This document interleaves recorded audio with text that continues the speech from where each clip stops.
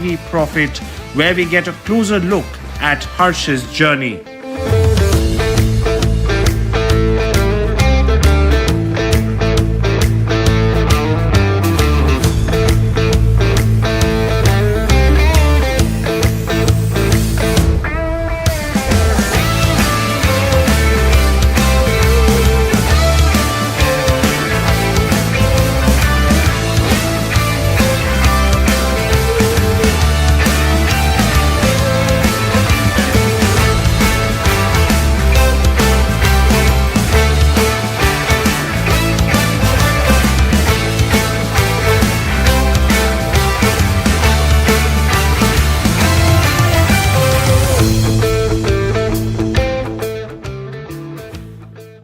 Hi there, I'm Sanjana and you are watching Dreamers, Builders, Disruptors on NDTV Profit.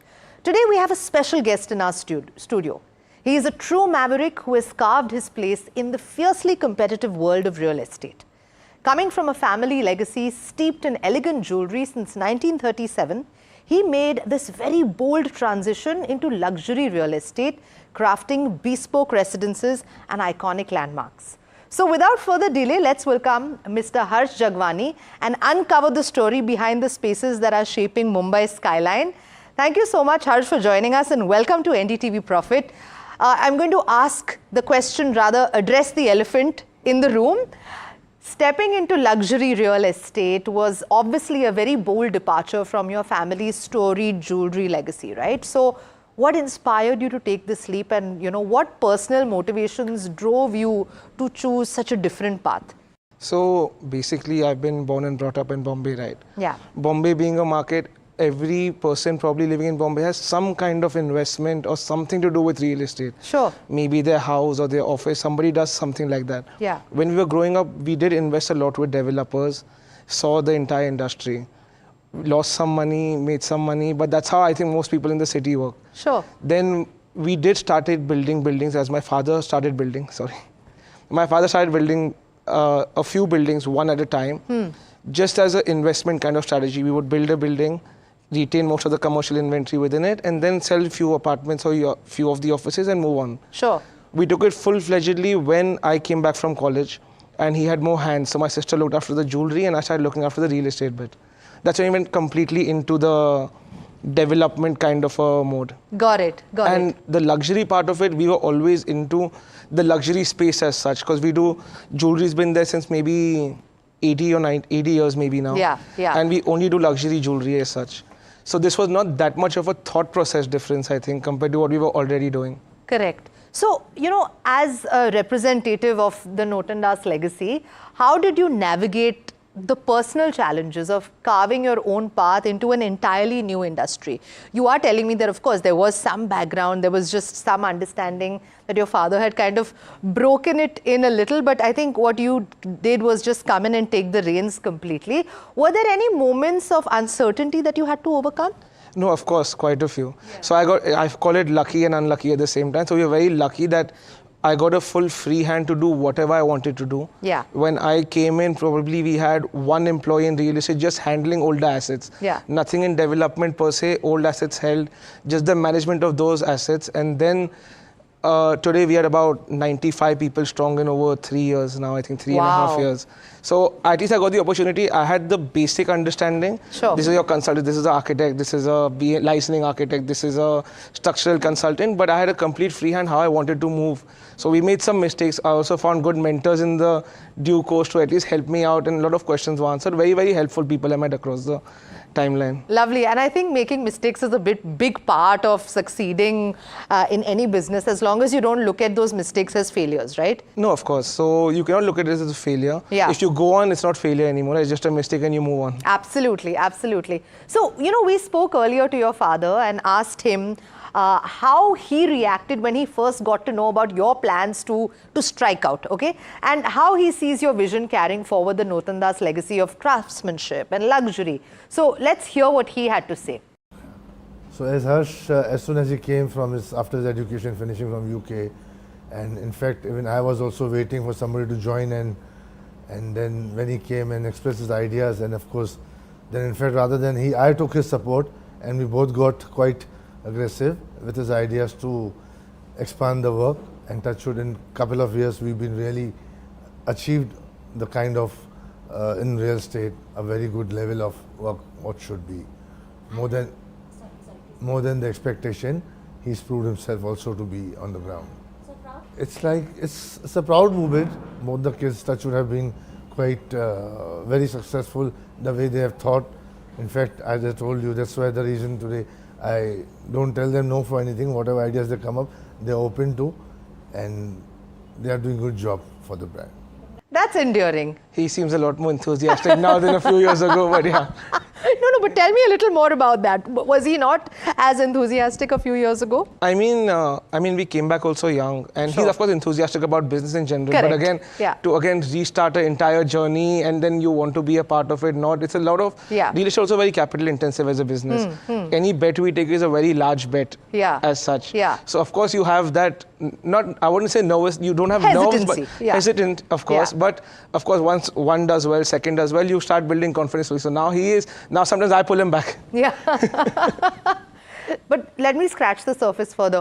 What's it like working with and for your dad? Did you always know and think that that would be, you know, the path that you would carve out for yourself? So it's really funny, when I started in real estate, we had maybe one project, so it was very, very hands-off. Right. It's like, you know, you do yours, doesn't matter on the entire ecosystem, does well, doesn't do well, you figure it out your own manner. Correct. Then the second came, third came, fourth came, eighth came. Now it's probably a very large part of the entire ecosystem of Notandas, the group in terms of that sense. So now he's, of course, more hands-on compared to he was 3 years ago, which is usually very rare. Usually it is that, you know, there's a father and a son, and then the son joins, and then slowly the father starts moving out. Here he's been moving in year on year because there's so much more happening in terms of action. That's actually quite nice and very interesting, even for a father-son dynamic, right? In and out of business. Okay, so Notandas Realty is known for bespoke residences and iconic commercial landmarks. How are you infusing the same creativity and really the uncompromising luxury, right? The brand is known for that, from jewelers and, you know, the vandals into your real estate projects? So I think a few qualities which most developers have and we don't. It's not a good or bad thing. It's just generally. It's okay. Just an observation. Just an observation. I think attention to detail. We're not doing massive projects, which is 2 million square foot, 3 million square foot, commoditizing real estate in general. Of course, everyone makes money and everyone's business model is different.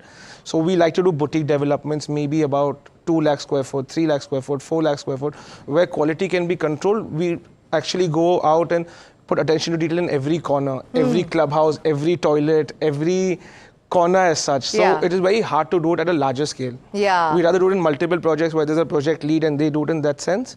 But doing 3 million square foot with attention to detail is not impossible for us also. It's not even possible for us, sorry. So that's where we kind of think there's a differentiating factor. Right. Also, just like designing jewelry. Exactly. Okay. Just like designing jewelry. And then the second aspect is that I personally, it's a good or bad habit, we don't look at costing at all. We do look at costing, but everything always runs over cost. Because if we like something, we travel, we're in Dubai or Singapore. Correct. We like some kind of facade, we like some furniture, we click pictures, send it back to Bombay. We like, source this is something new we've seen. So most, very passionate about it in general. Right, I think so. Right, absolutely. And I think it's only when you really push the boundaries and take those kind of risks that you're then able to really see that vision convert into reality, right?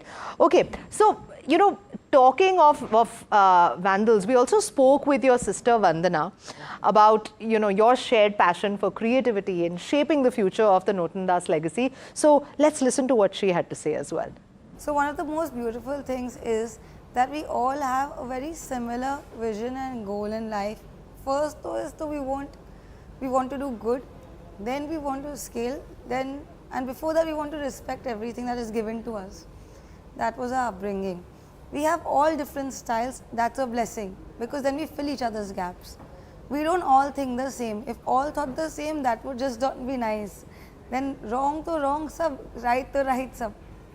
So all four being completely different in their styles and approaches, but always having a common feeling is our one good thing in life. Do you give each other advice, business advice? Yeah, of course we do. I call it productive friction. Because that's when I think true creativity comes out. We have such different thought processes in general. Yeah. We try to find a midway. We don't fight like crazy that no work happens. Correct. Everyone has their own control of various things that they do. Yeah. But of course, we do fight tooth and nail that you should understand my point, get what I'm saying, then take your calculated decision. Correct. Just like probably what you would have done when you were children as well, right? And I think there's a certain amount of trust that you also have when there are siblings also involved in that equation, business or otherwise, No, right? of course, definitely. Yeah. Okay. So what specific challenges did you face in building credibility? Because, you know, you have a jewelry legacy and trust in the real estate industry coming from a family that's well known for jewelry craftsmanship. Did you face any kind of pushback or any kind of challenges? So I'll tell you honestly, when I joined, I had no trust in terms of no trust deficient in terms of a brand name. Everyone trusts the jeweler. Correct. Nobody trusts the developer. So that was kind of lucky for me specifically, that because the jewelry legacy was so old, clients and vendors and everyone really supported me in that sense. But the flip side was again age. When most people come to buy apartments, or if I sat down with landowners, they're probably 55, 57. You want to offer them a large number for their land or for a joint venture. They're like, who's this kid sitting in front of me? Where's his father? Call him and this thing. And I told you in the initial years, my father was also very, very hands-off. Correct. Right? Even now, is quite a certain extent. Yeah. So I would go one round meeting, second round meeting, third, and they're like, where's his father? Why isn't he coming? There have been a couple of transactions only come on the last day for a handshake. Yeah. Right? So then like, okay, now you get a face to the name. This is what is happening. So I think the major challenge was there in terms of age. I think now since we've got older, I think that pretty much, I'm still young for the industry standard, I believe so. But I think over time, that's how personal credibility got built over a few projects. Correct, correct. And how do you think that you overcame that earlier, like that aspect of being taken seriously? Because I think that's across the board and we're seeing so many young entrepreneurs today. So I'm curious to understand if you had like advice to give, say, other young entrepreneurs who are struggling to be taken seriously or feeling intimidated in, you know, rooms where there are very, very senior people, what would you say to them? I think if you know your stuff, just go ahead and continue doing what you're doing. If somebody doesn't appreciate it, maybe you don't want to do business with them as well. Yeah, I think that's good advice. Yeah, for life as well, right?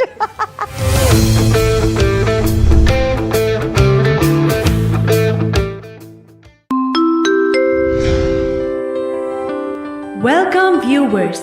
This is a call for Disruptor show flight. During my childhood days, we used to rely on rations. My mom used to tell me, go and stand in the queue immediately.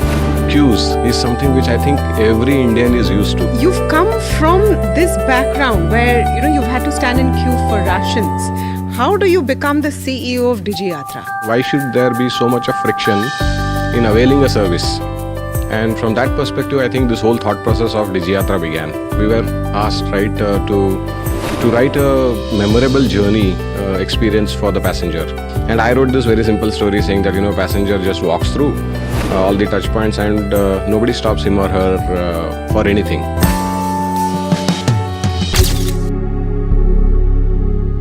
The initial teething troubles, talk a bit about that, including the vendor that you had for the back end of this entire process. There were questions on transparency. There were a lot of questions on safety. Why should I give my biometrics to a government agency? We ran the startup challenge. We had a 6 startup shortlist. 2 of them were offered to build. One of them went ahead and built this ecosystem. And yes, we had a parting of ways.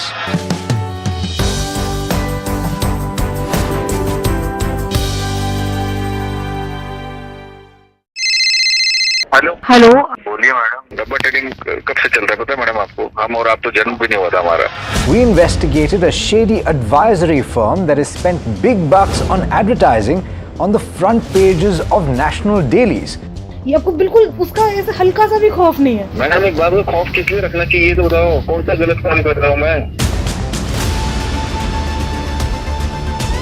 After our report, we also saw NSE came out with a cautionary circular.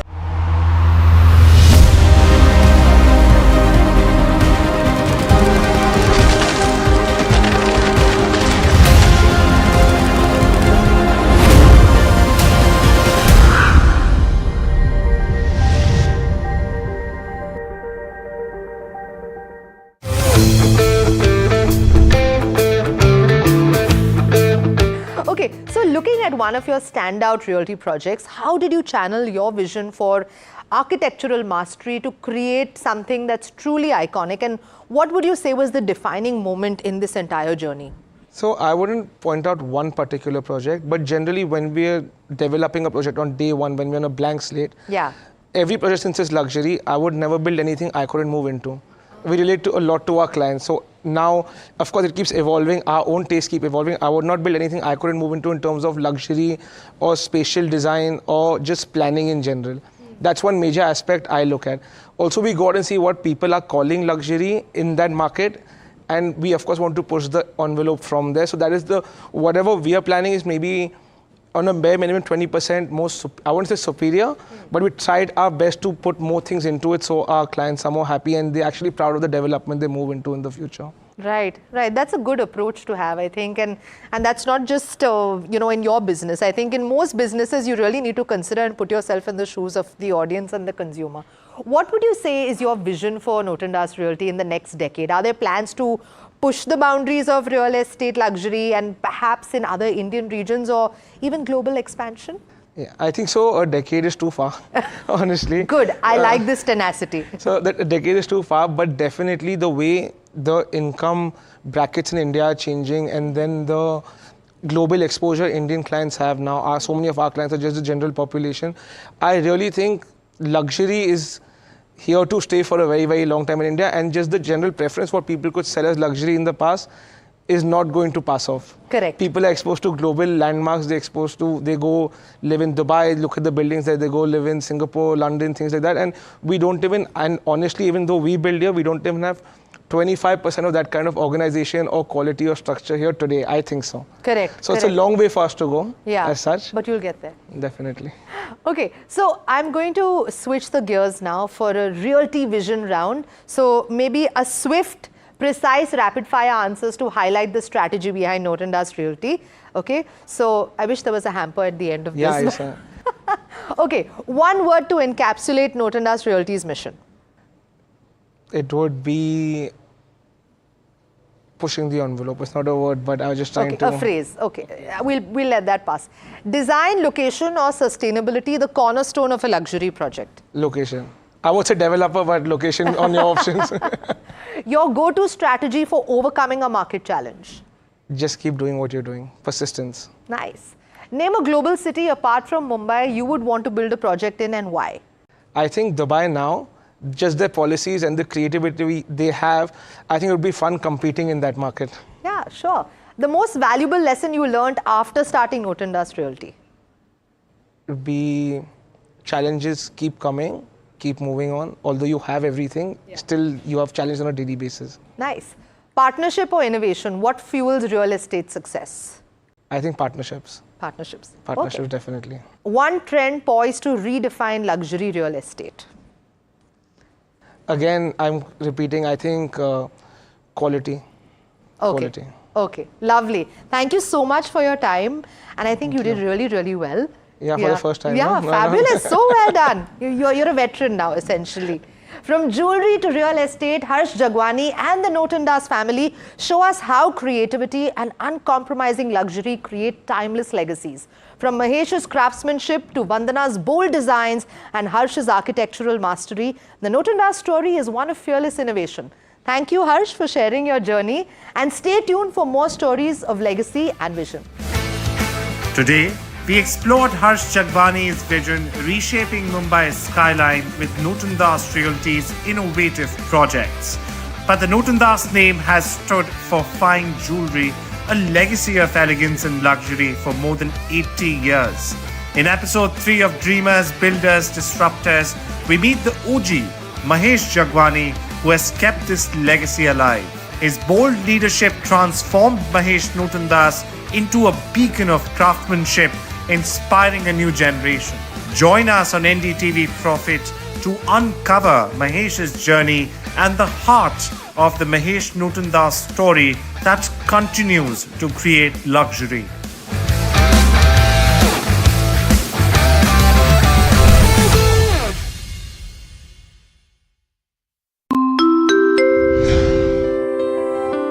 Welcome viewers. This is a call for Disruptor show flight. During my childhood days, we used to rely on rations. My mom used to tell me, go and stand in the queue immediately.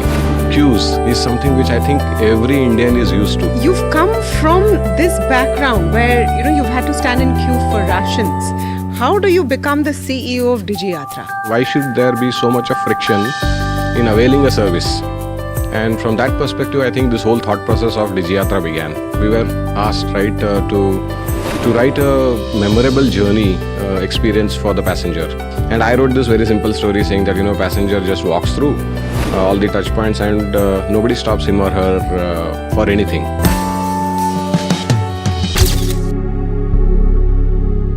The initial teething troubles, talk a bit about that, including the vendor that you had for the back end of this entire process. There were questions on transparency. There were a lot of questions on safety.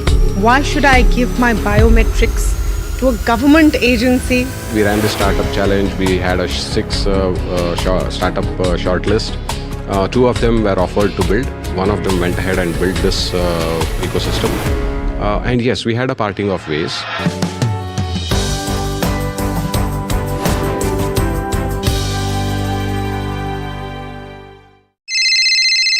Hello बोलिए madam, डब्बा tending कब से चल रहा है पता है madam आपको?